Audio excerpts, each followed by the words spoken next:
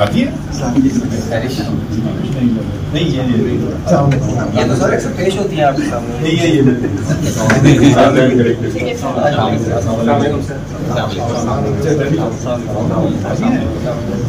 Journalist का function है sir ये हमारे सरपरस्त है ना इसलिए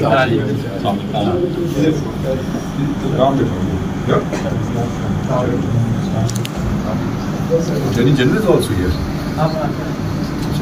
यानी प्लास्टिक की बोतल तो बताया कि बड़ी अच्छी नहीं थी।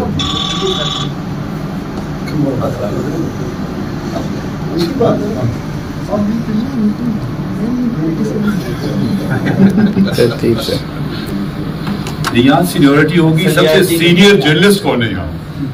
नासिर साहब आज नासिर साहब कितने साल हो गए आपको? नासिर साहब तकरीबन 30 इयर्स हो गए 30 इयर्स हो गए 30 बस मेरे साहब भी हैं सर 3 इयर्स से कितने साल? मैं तकरीबन कोई 25 साल हो गए बस नहीं इस फील्ड में 25 साल जर्नलिस्ट और क्या बेटे कितने हो गए? 6 भी हो गए ना। तो आप ये देखिए ये अब इतना चौड़ा अखबार आपको नहीं मिलता है।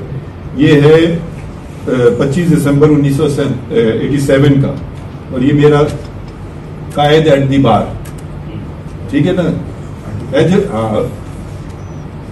सबूत दिखा रहा हूँ आपको तो मैं ज्यादा सीनियर हुआ ना नासिर इकबाल साहब से।